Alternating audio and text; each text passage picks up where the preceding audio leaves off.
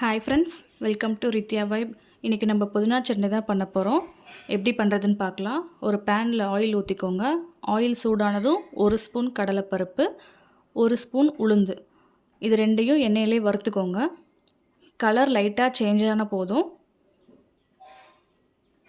வறுத்ததுக்கப்புறம் வெங்காயம் சேர்த்துக்கலாம். நான் சின்ன வெங்காயம் தாங்க சேர்த்துருக்கேன். நீங்கள் பெரிய வெங்காயம் சேர்க்கறனாலும் சேர்க்கலாம். சட்னிக்கெலாம் பார்த்திங்கன்னா சின்ன வெங்காயம் சேர்த்தா தான் அதோட டேஸ்ட்டு நல்லாயிருக்கும்.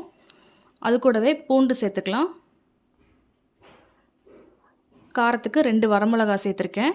தேவையான அளவு உப்பு, கொஞ்சமாக புளி சேர்த்துருக்கேன். கிளறி விட்டுக்கோங்க.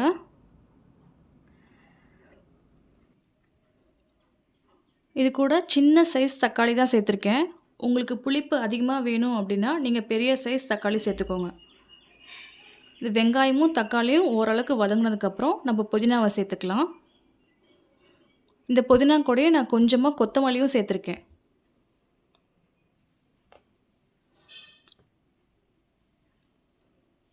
நல்லா கிளறி விட்டுக்கோங்க. இதுக்கு மூடி போட்டு ரொம்ப நேரம் வேக வைக்க தேவையில்லை. புதினா இலை லைட்டாக வதங்கினாவே போதும். நீங்கள் இப்படி கிளறி விட்டுக்கிட்டே இருந்தீங்கன்னா போதும், அதுலேயே நல்லா வதங்கிடும். இதில் நீங்கள் தேங்காய் சேர்க்கறனாலும் சேர்க்கலாம். அது ஆப்ஷனல் தான். நீங்கள் தேங்காய் சேர்த்திங்கன்னா குவான்டிட்டி நிறையா வரும். அதை விட நீங்கள் சேர்க்காமல் ட்ரை பண்ணி பாருங்கள். அதோட டேஸ்ட் இன்னும் நல்லாயிருக்கும்.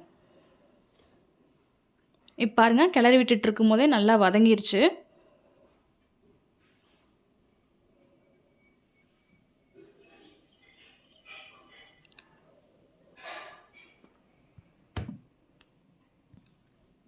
இந்த ஸ்டேஜ் வந்ததும் கூல் பண்ணி மிக்ஸி ஜாருக்கு ட்ரான்ஸ்ஃபர் பண்ணிக்கலாம்.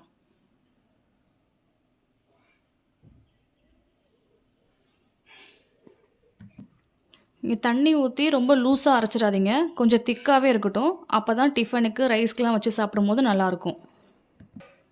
லாஸ்ட்டாக எண்ணெய் கடுகு போட்டு தாளித்து ஊற்றிக்கலாம். அவ்வளோதாங்க, நம்மளோட சட்னி ரெடி ஆயிடுச்சு. இந்த மாதிரி ஈஸி ரெசிபிக்கு நம்ம சேனலை ஃபாலோ பண்ணிக்கோங்க. மறக்காமல் சப்ஸ்கிரைப் பண்ணிக்கோங்க.